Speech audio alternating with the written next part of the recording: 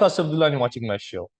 Turkey's government foreign policy ambition, Turkey's geography, and membership in the NATO have long given the country an influential voice in the foreign policy. But extractive policies of the President Erdogan have complicated its role. Following its founding as the Republic of 1923, Turkey forged the close economic and military ties with the West as a part of its vision of becoming a modern and secular nation.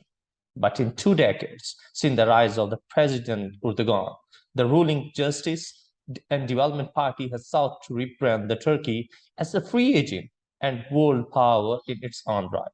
But in recent years, Turkey has drawn the ire of its neighbor and allies due to the betterment of their country and territorial claim in the Mediterranean and the quote China and Russia. State release moves have isolated Turkey and cast uncertainty to its future in the North Atlantic Treaty and its perspective for joining the European Union. With the Ankara now struggling to weather a financial crisis, Erdogan is trying to repair broken relationship, including by seeking the reapproachment with the major regional powers to their foreign policy. Today, the topic of our discussion is the role of the Turkey foreign policy to counter Islamophobia. In this topic, we have a guest from the Turkey, Emma. Thank you very much for joining us. You're welcome. Thank you for your invitation. As we know that the foreign policy is an essential factor for the states. We know that foreign policy play a very essential role to burn the bridges or build the bridges between the states. So my question is to you that Turkey abatement religions of power is now in the current era is turning into the authoritarian turn? Yeah, you are right. Turkey has some ambitions to be a regional leader, especially in the Middle East. This is something new because for many years, especially after the establishment of the Republic, Turkey preferred to be a part of the European powers or to be a part of the transatlantic allies after 1940s, etc. And Turkey's relations with the Middle East was so weak that, there was no official course about the Middle East, and it is so said that there was no Arab-speaking diplomat in the Turkish Foreign Policy Ministry. We were so Western-oriented. With 1980s, the picture changed. Turkey tried to transform itself to first a merchant state. What does it mean? It was the days of export-oriented growth. We need foreign exchange. We need to sell our goods. And the Middle East was a good market for these goods. During this period between 1980 and 1990s, Turkey's exports increased by 20 times, and Turkey's exports to the region increased about 30 times. It was a huge success. But there wasn't something ideological. Turkey was trying to establish good relations with the leaders of the region until the first Gulf War. During the first Gulf War, Turkey played an active role. It created a kind of political problems in Turkey because the president of today was asking for more active involvement to the process, and the army was against it. And then Turkey didn't intervene to the war, but hosted more than 300,000 Kurds escaping from the Saddam forces. Similarly, in 2003, Recep Tayyip Erdogan's party was in power, and in the second Gulf War, Turkey tried again to be a part of the coalition governments of the allies, but the army didn't allow it, as we know. And then, after 2004, Turkey tried to establish good relations first with the Northern Kurdish administration in Iraq, Northern Kurdish administration, with the Iraqi government, and tried to play an active role. But the logic was totally economic. In Turkey, we don't have energy reserves. We don't have oil, we don't have natural gas. We are dependent, and we are paying a huge amount of money for buying all the stuff. We are buying all the stuff from Russia, from Azerbaijan, from Turkic republics, a small amount of it, and from the Middle East. That's why the logic was very simple. Increase the exports to the Middle East to cover energy expenses. And we were establishing good relations with the leaders of the region until the Arab Spring. With the Arab Spring, we had a shift. Okay. When we read different articles, different news in past times, the Turkey officials said that the manifestation of Islam in the Turkey foreign policy turned into the Islamic internationalism and the Turkish Islam. How can you see this? Yeah, it's the kind of rhetorical movement because first movements was pushed by Erbakan. He was the leader of the Islamic Party of today. He was the prime minister in 1996. He visited Gaddafi of Libya, and they tried to set up an alternative organization for Islamic countries. Yeah, it was a kind of attempt. But at the end of the day, for many years, Turkey's approach to the problem was totally pragmatic because AK Party government was applying to the EU for the full membership. Turkey is an active member of the NATO. And the logic, the rhetoric was the dialogue of civilizations. Turkey was trying to represent itself as a bridge between Islamic and Western civilizations, and Turkey was promoting itself as the first Islamic democracy in the world.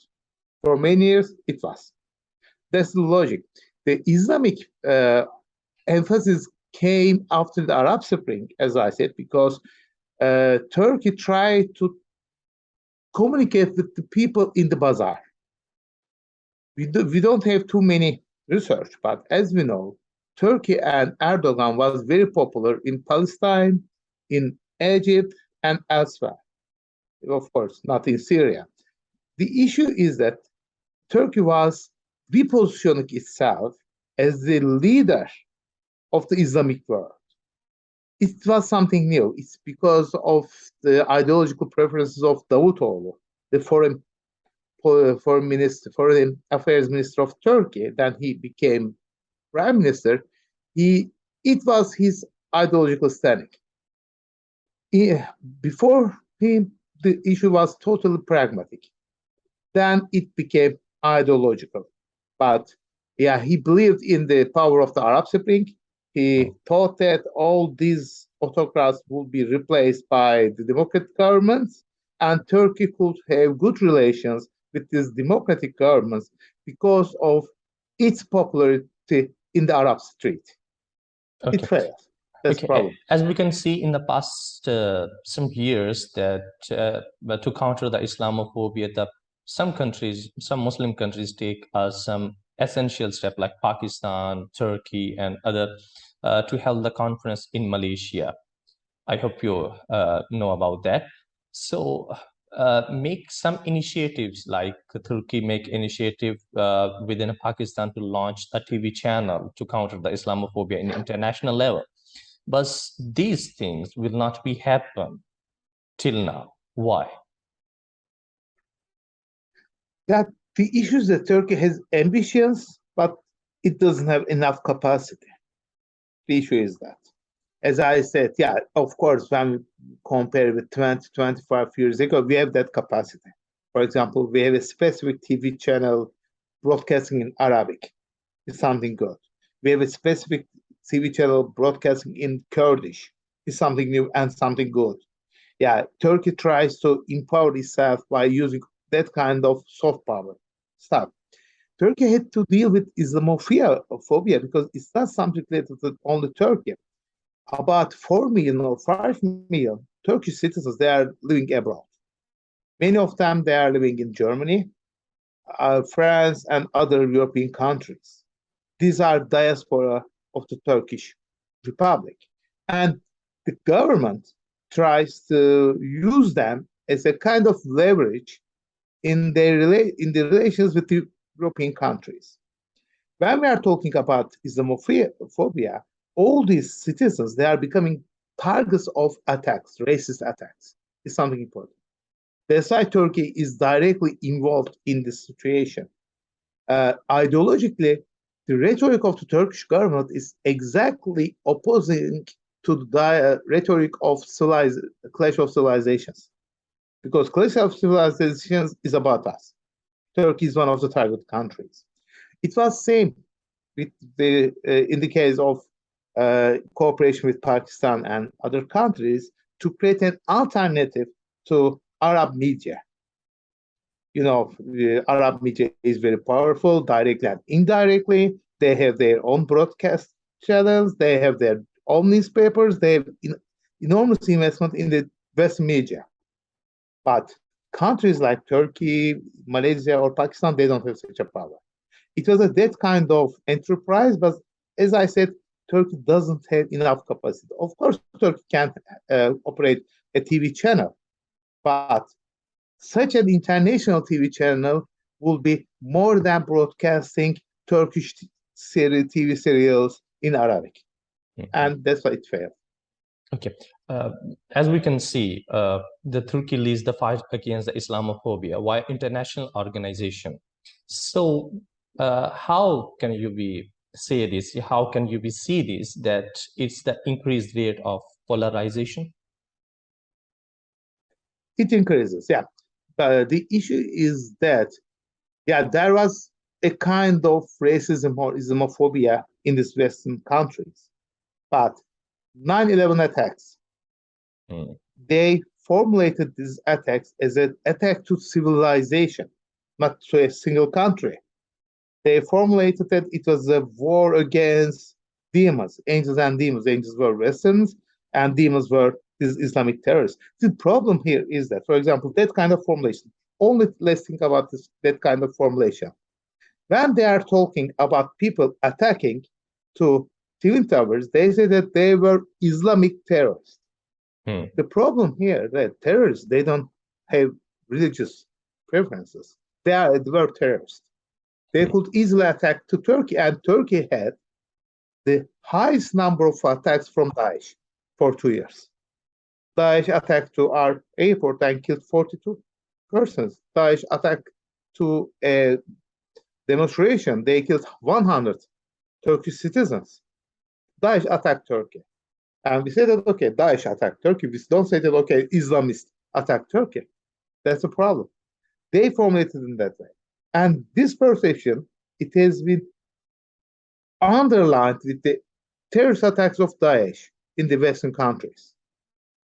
In 2004, for example, London attacks and Madrid attacks, perhaps you may remember all these attacks. And they said, okay, all these Islamists, they are attacking Turkey, Al-Qaeda to Europe, Al-Qaeda. In the same days, they were also attacking Turkey, to British embassy, to a synagogue in Istanbul. They were killing people. They were attacking everyone. But they formulated Islamists, they are attacking. And it was a kind of clash of civilization. It was the problem. For many years, Turkey underlined this fact. Okay, there is Daesh there. But Daesh was located at our neighborhood, not at their neighborhood. They were located I personally saw their flags. We Googled it. They were located very close to the Turkish border. They attacked Turkey many times. Daesh was the enemy of Turkey. And Turkey had to fight with Daesh. But Western powers think that no, Daesh was supported by Turkey because both entities were Muslim. No, there wasn't such a thing. Turkey had to fight. That's why international organizations, they don't want to support Turkish force. If they think, some of them, they think that if they support Turkey, they will indirectly support the Daesh or other ultra-religious organizations. And they perceive Turkey's government as a ultra-radical Islamist organization. It is not. It's a kind of political party. It's not so radical. There are more radical organizations in the West when we are talking about radicalism. They have strong Islamic underlinings. They are oriented to the Muslim world. We know it. but they are not radical, ultra-religious movement. That's a wrong picture. Okay, so you talk about the Daesh that who have been attacking on Turkey, and the Turkeys are the victim of that. So is it true that the political Islam has been rise, and the matter of the political Islam is being the flare up in the Turkey? Is it true? Of course, yeah, political Islam became more and more powerful within times. It was suppressed for many years, yeah. Politicians, especially after 1950s, when we started to experience democracy, politicians, center-right politicians, they used Islamic ideology to mobilize some support for them. But with 1990s, the picture changed. The central right parties, they failed, and radical Islamist movement gained power. Until then, they were suppressed by the state. Even 1998, there had been such a stuff. The Islamist Party was the leader of the coalition, and the military that indirectly intervened, and they had to leave the government. It was a kind of intervention, military intervention. Then, with the failure of the politics, traditional conventional politicians, Islamic movement or Islamic-oriented AK Party, the ruling party, became very powerful, and they got the power. And they're empowered with these 20 years. It has been about 20 years. And of course, they opened up avenues for the expression of Islamic values first. For example, in Turkey, state officials, police officers, and teachers, and other people, they can wear their headscarf. It was totally forbidden. Now it's free. The AK Party doesn't perceive as a problem of expression of religious identity. They perceive it as a freedom.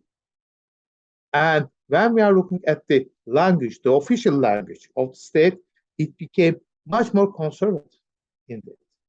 And the president himself is very conservative, very well known. We have too many mosques and monumental mosques, and most people, you know that they converted a Sofia Museum to a mosque. These are all expressions of Islamic symbols. And of course, they became more powerful in the political life and the private life. Okay. In last, I want to know from you that in past some decades, the modernization impact on the Turkeys and the Turkey foreign policy. Like you mentioned earlier, the Hagia Sophia turn to the Islamic mosque, about the hijab and some other things which is going to be changed in the past some decade in Turkey. So what you can believe it that the modernization, how much modernization impact on Turkey and Turkey's foreign policy? Today we need to accept that AK Party movement and similar political Islamist movements, they are the products of the modernization. They are forming a kind of response against the modernization, but in a dialectical form. Every time they say that, okay, we are good with the technology of the West, but we don't like their culture. It was the main ideology. When you look at Turkey, okay, Turkey became technologically more modern country. And we are investing on in the space agency. We have too many satellites. We are cooperating with the Western countries. The majority of our experts is to the Western Bloc.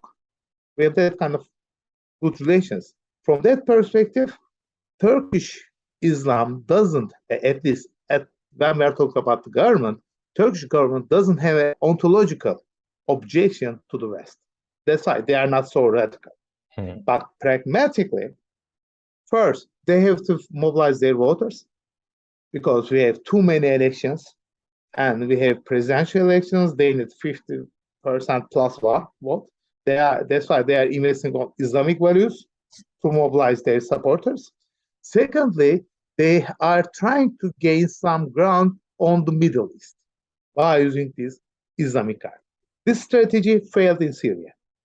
This strategy doesn't work in northern Iraq. And we don't have good relations with Egypt at the end of the day. And there is no government in Lebanon. Do you see? This strategy doesn't work, and it didn't work. But still, Turkey tries to escalate all these energy expenses by establishing good relations with the Middle East, with the Islamic world.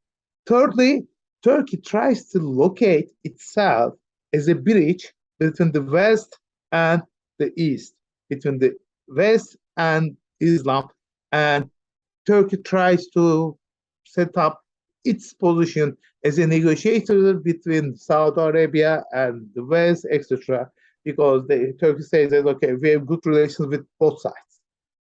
That's why Turkish foreign policy is a product of the modernization attempts of AKHTAR. Clearly. Logic is being an autonomous, independent country. That's the problem. Independence. That's why we need some resources, and resources are in the West and in the East. Okay. In conclusion, I want to know, it's a last question from my side, that actually Turkey has recently changed their name in the Turkey, and they said that they are more represented ourselves, our values, and our norms. So how can you see this? Is it a part of the modernization? And second part of my question, it is that how much you can see in the future the Turkey added the more themes into their foreign policy to counter the Islamophobia? Yeah, it was a very symbolic and almost meaningless stuff. Now, the UN and other official stuff, they are using this word of Turkey, but yeah, still I'm saying Turkey. And many people, they say Turkey is something. I believe it won't work. And it was the idea of the previous governments. It's not our first attempt. Yeah, it's not something so serious. But when we are talking about the Islamophobia, Turkey had to deal with this problem, really, because this is our problem.